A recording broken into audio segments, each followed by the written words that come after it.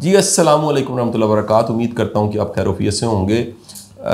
मैं कासिम अली शाह और मेरे साथ मेरे बड़े प्यारे दिल के करीब मेरे दोस्त शर्जील अकबर साहब। आप हम दोनों को इकट्ठे बेशुमार वीडियोस में पहले देख चुके हैं और कई किताबों के तबसरे, कई किताबों की प्रेसिस, कई किताबों की डिस्कशंस और कई तरह के मौज़ूआत पे इकट्ठे बैठ के हमने बातचीत की।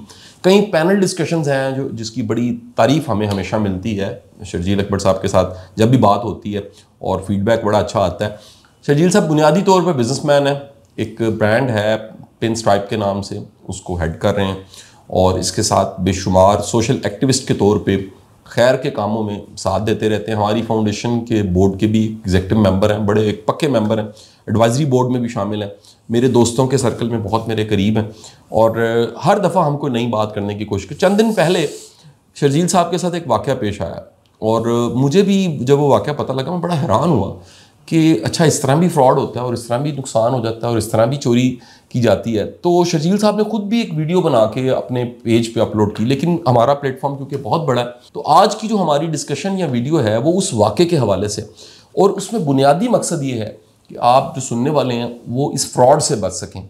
ये जो धोखा आपके साथ होता है जिसकी वजह से चंद दिन पहले शर्जील साहब का मोबाइल जो है वो मैंने इनसे पूछा कि सर वो कुछ स्नैचिंग हुई है, कोई वेपन दिखा के किसी ने छीना है? इन्होंने कहा नहीं जी स्नैचिंग नहीं हुई, लेकिन एक अजीब वाक़या हुआ और उस वाक़े में जो टाइमिंग है और उस वाक़े को जो समझना है, अंडरस्टैंड करना है और जिस तरह से आपके साथ मैं अगर सही मानों में कहूँ तो खेला जाता है, एक पूरा खिलवाड़ है वर्ड वो जो आपके साथ होता है, उसके बाद जो फिर आपकी हालत होती है और जो फ्रस्ट्रेशन होती है और आपको हैरानगी होती है कि एक कैसे ट्रिक के साथ इन्होंने ये किया है। और मोबाइल जो है या कोई पर्स हो सकता है, कोई कीमती चीज़ जो आपकी गाड़ी में पड़ी है वो ये निकाल के ले जाते हैं। तो शर्जील साहब मुझे बताइएगा, आप जब ये आपके साथ वाक़या हुआ आप कहाँ पर थे और किस गाड़ी में थे? सर मैं अपनी गाड़ी मौजूदा एक जापानीज़ गाड़ी है, छोटे साइज़ की, मिड साइज़, और उसमें 13 और 14 की दरमियानी शब थी। 13-14 अगस्त के दरमियानी शब, पता है आपको सड़कों पे थोड़ा सा रश ज़्यादा होता है। तो मैं हॉल रोड के बाहर रीगल चौक माल रोड पे, बहुत मशहूर जगह है लाहौर में, वहाँ मौजूद था। और यूजुअली वहाँ पे ऐसा ट्रैफिक जाम नहीं होता, लेकिन वो उस दिन की मुनासबत से था और मैं अब ट्रैफिक जाम में 3-4 दफ़ा इशारा खुल चुका है और ट्रैफिक क्लियर नहीं हो रही है। आप तो अच्छा है आप मेन रोड पे और ट्रैफिक जैम है और स्लो ट्रैफिक चल रही है, slow traffic bumper to bumper है और बंदा थोड़ा फ्रस्ट्रेट होता है। और आप अकेले हैं गाड़ी में? जी मैं गाड़ी में अकेला हूँ। अच्छा, वो उस ट्रैफिक जाम का फायदा उठा के पहले से जो गैंग होता है जो आपको टारगेट करना चाहता है वो उसको सारी चीज़ें देख लेता है कि भाई इसका कोई चीज़, या तो वो देख लेते हैं कि डिक्की में अपना डैशबोर्ड पे पड़ी है, या सारा जो है ना वो बंदा अकेला है, जो भी जायज़ा ले लेते हैं।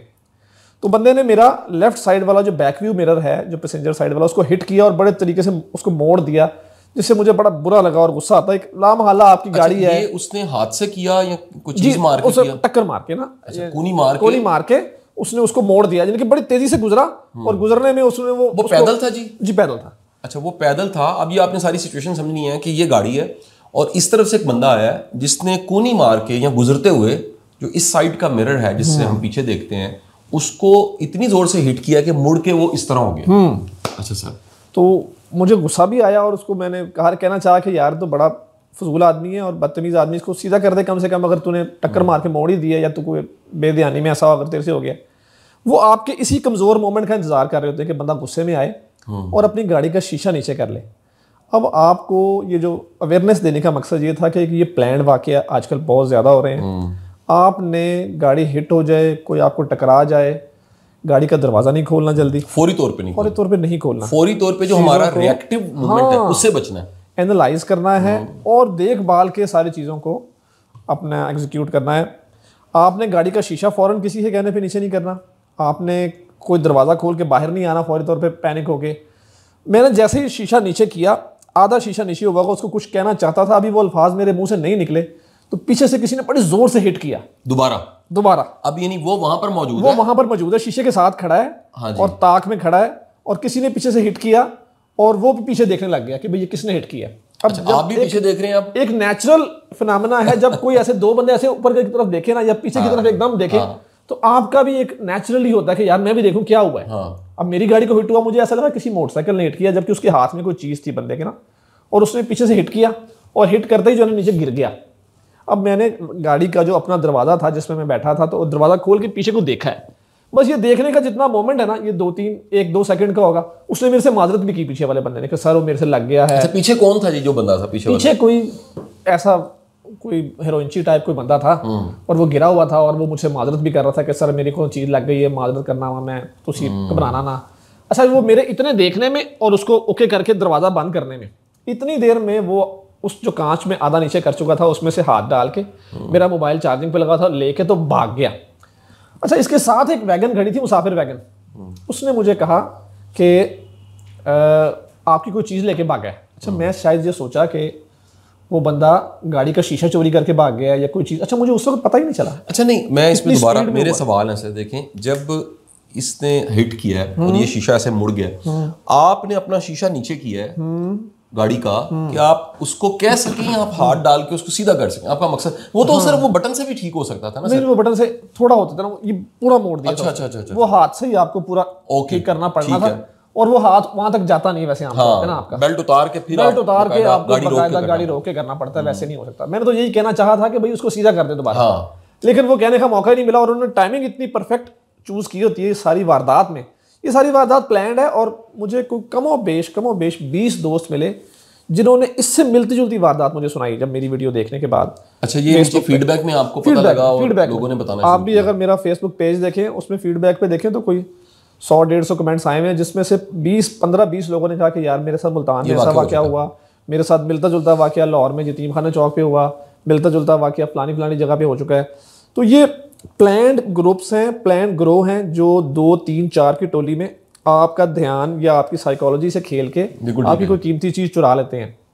तो मौके की नज़ाकत ऐसी है कि आपको आगाह किया जाए, ख़बरदार किया जाए कि ऐसे वाक़यात अपने साथ होने से अपने आप को बचाएं, अपनी फैमिली को बचाएं कि फौरी तौर पे रिएक्शन ना दें। इसमें फिर अगेन जरा टाइमिंग आप चेक करें कि सारा ध्यान जो ड्राइव कर रहा है, पहली बात तो आप अकेले हैं, अगर आगे 2 लोग बैठे फिर ये मुश्किल है। अच्छा, फिर कोई खींच के लेके भाग के कोई निकल जाए अलग बात है, लेकिन एक रश वाली जगह पे गाड़ी है, बंदा मेंटली वैसे ही सिक्योर होता है, यहाँ पर तो कुछ नहीं हो सकता।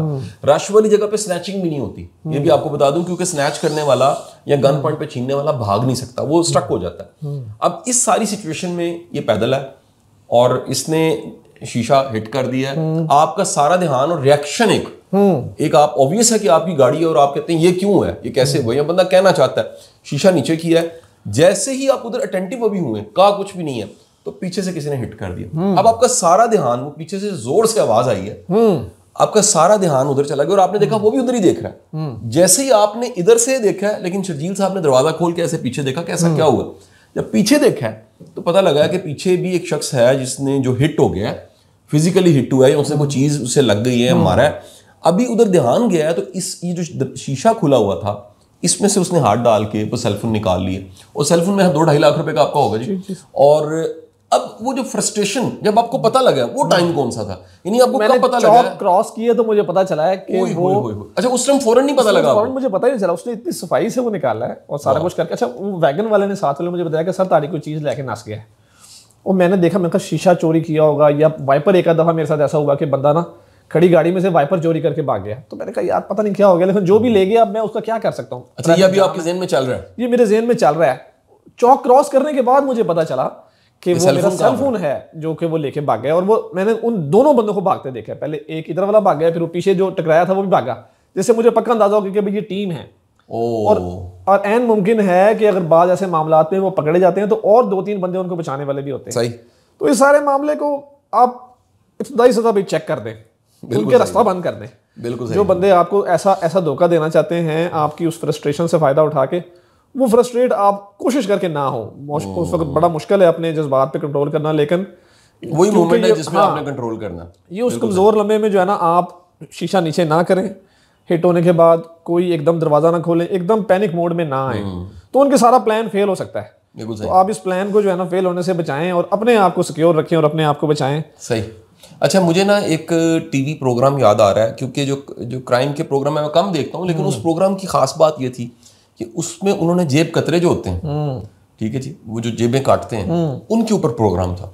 तो उस जेब कतरे का वो जो इंटरव्यू ले रहा था एंकर, पुलिस ने पकड़ा हुआ था, वो पकड़ा गया, तो उसका इंटरव्यू लेते हुए उसने पूछा कि आप के लिए जेब काटना सबसे ज्यादा आसान कहाँ होता है, तो उसने जगह बतानी शुरू की। उसने कहा जी किसी मज़ार पे, किसी मजहबी जगह पे मेरे लिए आसान होता है, फिर कोई फिल्म देख रहा हो तो फिर बड़ा आसान होता है, अगर कोई तमाशा लगा हो और वहां पे लोग खड़े हैं हमारे लिए बड़ा आसान होता है। तो उसने पूछा उसकी क्या वजह है। अब वो माइंड साइंसेस देखें, वो उसने कोई सब्जेक्ट के तौर पे नहीं पढ़ी होती, लेकिन उसको इंसानी जहन का पता है कि इंसानी जहन जो है ना वो अटेंटिव हालत में जब बड़ा कॉन्सेंट्रेट करके किसी चीज को देख रहा होता है या इन्हिमाक की हालत में होता है। क्योंकि हमारी मज़ार पे जाने से या किसी मस्जिद या कोई ऐसी दरगाह जहां पर हम जाते हैं अकीदत के साथ, तो बड़ी अकीदत से हमारा सारा फोकस, सारा ध्यान जो है वो बड़ा एक, इवन नमाज पढ़ते हुए सारा ध्यान हमारे नमाज की तरफ होता है और हमें नहीं ख्याल रहता कि हमारी जेब कहाँ पर है। अच्छा, इस तरह अगर आपने बच्चा उठाया हुआ है और आपका सारा ध्यान बच्चे के साथ, बच्चे के खिलौनों के साथ, उस वक्त भी आपको अपनी जेब की फिक्र नहीं होती। तो उसने कहा जैसे ही कोई बड़ा इन्हिमाक के साथ किसी मंजर में गुम होता है, वो टाइम होता है जिसमें हम फौरी तौर पे उसकी जेब काट देते हैं। तो जो आप कह लीजिए इन्हिमाक की हालत है और बड़ी कॉन्सेंट्रेट करने की हालत है, उस वक्त में भी अलर्ट रहना चाहिए या अपनी चीज़ों के महफूज रखना चाहिए। क्योंकि जो लास्ट मेरा सवाल है वो सवाल मैं इसलिए पूछना, जैसे ही आपको इशारा क्रॉस करने के बाद पता लगा कि जी सेल फोन गया, वो फ्रस्ट्रेशन का लम्हा क्या था बंदे को उस वक्त, क्योंकि उसमें पासवर्ड है, उसका उसमें डाटा पड़ा है, उसमें तस्वीरें हैं, उसमें आपका कितना नंबर पड़ा हुआ है, उसमें जरूरी कह लीजिए इन्फॉर्मेशन बेशुमार। अब तो सेल फोन पूरी लाइफ, असल में बिजनेसमैन के लिए उसका बिजनेस भी है वो ना, तो उसका फिजिकली जो कीमत है ना उससे कई गुना ज्यादा कीमत उसके अंदर मौजूद डाटा की है कि यार वो क्या कर रहा है, क्या रह रहा है, रिकॉर्ड कहाँ से है, बहुत सारे ग्रुप्स बने हैं उसके अंदर, बहुत डाटा मौजूद है, बहुत सारी चीज़ें हैं, आपके बहुत सारे ऐसे हवाले हैं जो उस बिजनेस के या उस आपके पर्सनल लाइफ के भी जो उसके अंदर मौजूद डाटा है उस पर डिपेंड कर रहे होते हैं। सही जी। तो एक जाहिर है एक फ्रस्ट्रेशन का झटका होता है, लेकिन थोड़ा सा उस पर भी मैंने आज तक 10 मिनट मुझे ऐसा लगे कि यार ये बड़ा मुश्किल मामला था, 10 मिनट के बाद मैं थोड़ा सा नॉर्मल होना शुरू हो गया सर। और आपने पुलिस कंप्लेन करवा दी, अल्लाह ताला आसानी करे कि वो सेल फोन मिल जाए, लेकिन आपने बैकअप डाटा रखा होगा, फिर आहिस्ता आहिस्ता बैकअप डाटा मैंने रिकवर किया। फिर आप सब सुनने वालों से मेरी दरख्वास्त है कि शर्जील साहब की इस बात को मैं दोहराऊंगा कि सेल फोन की कीमत 2, 4, 5 लाख रुपया कोई भी कीमत हो सकती है, महंगे से महंगा 5 लाख रुपए का फ़ोन है, लेकिन वो जो आपका डाटा है और जो सारा सामान उसमें पड़ा हुआ है और आपकी इन्फॉर्मेशन है वो बड़ी कीमती है। और वो जो फ्रस्ट्रेशन होती है मैं बता नहीं सकता कि वो कितनी ज़्यादा फ्रस्ट्रेशन होती है। मेरी ज़िंदगी में शायद कोई एक दफ़ा सर स्नैचिंग हुई, बड़ी पुरानी बात है, अल्लाह ताला सबको महफूज रखे, लेकिन मैं आपको बता नहीं सकता कि वो डाटा फिर इकट्ठा करना, अब तो ज़रा वो क्लाउड, गूगल क्लाउड और एप्पल क्लाउड और कई चीज़ें ऐसी आ चुकी हैं, लेकिन उस ज़माने में ऐसा नहीं था। तो अल्लाह ताला आप सबको महफूज रखे। इस वीडियो का बुनियादी मकसद आपको एक नुकसान से बचाना था, और जब भी किसी एक दोस्त के साथ कोई ऐसा नुकसान हो जाता तो वो कईयों के लिए लर्निंग होती है। हम दोनों दोस्त इकट्ठे कहीं पर आज सुबह से को काम कर रहे थे, रास्ते में शर्जील भाई ने जब ये स्टोरी डिटेल से बताई तो मेरा दिल किया कि हम इसे रिकॉर्ड करके आप तक पहुँचाएँ और आप इस नुकसान से महफूज रहे। एक छोटी सी चीज़ मैं इसमें ऐड करना चाहूँगा कि आप क्लाउड पर डाटा ले लें। अच्छा, मैंने भी पहली दफ़ा ये वाक़या होने के बाद 100 GB डाटा क्लाउड पे ले लिया। उससे पहले मैं उसको अवॉइड करता था कि यार मुझे क्या ज़रूरत है, हमें से हर एक को अपना डाटा बैकअप रखने की ज़रूरत है, तो उसको डाटा को सेव रखें और उस फ्रस्ट्रेशन से बचें जो उसके बाद हो सकती है। बिल्कुल ठीक है जी। आप सबको अल्लाह महफूज रखे जी, अपना बड़ा ख्याल रखिएगा। अल्लाह हाफ़िज़।